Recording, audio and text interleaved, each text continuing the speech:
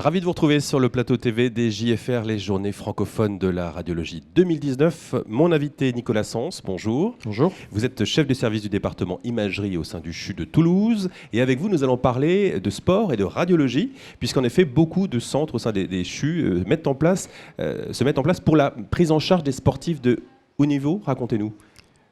Alors, ce sont des structures multidisciplinaires qui prennent en charge effectivement les sportifs de haut niveau, mais aussi le sportif du dimanche, la population générale qui fait du sport, puisque le sport et santé est une thématique très à la mode. Et donc au sein des CHU, et de structures privées également, il y a une pluridisciplinarité qui se met en place avec ce qu'on appelle des centres, au CHU des centres universitaires du sport, qui vont allier les médecins du sport, les radiologues, les thérapeutes physiques, ainsi de suite. Et vous-même, Nicolas Sens, vous intervenez, vous exercez votre activité au sein du Stade toulousain ?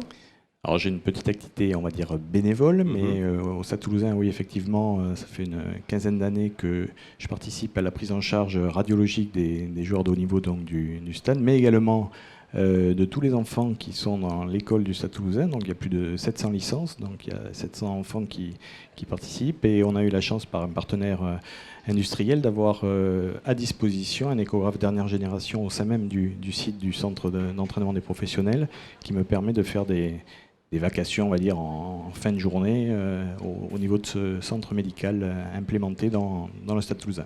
Depuis 15 ans que vous exercez cette activité, vous avez vu évoluer les troubles musculo-squelettiques ou les pathologies des sportifs de haut niveau.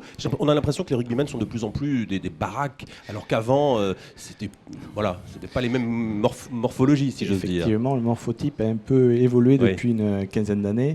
Et c'est surtout un sport très très traumatisant, et un sport très traumatisant à tout niveau, je dirais, de la commotion cérébrale jusqu'aux troubles musculo-squelettiques, mais aussi des pathologies viscérales, un traumatisme viscéraux.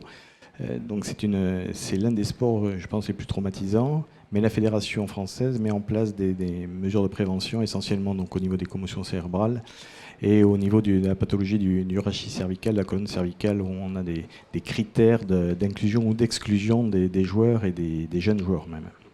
Et puis enfin, l'imagerie du sport était également présente au sein de ces JFR 2019 à travers la SIMS.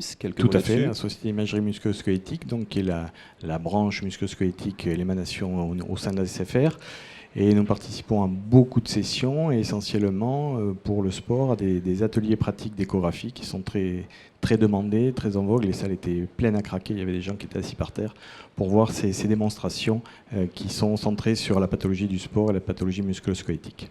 Et je vous laisse justement filer une session pour ne pas vous mettre en retard. Merci beaucoup Nicolas Sens d'avoir répondu à nos questions. Merci et à vous. Très bientôt sur le plateau TV des JFR 2019.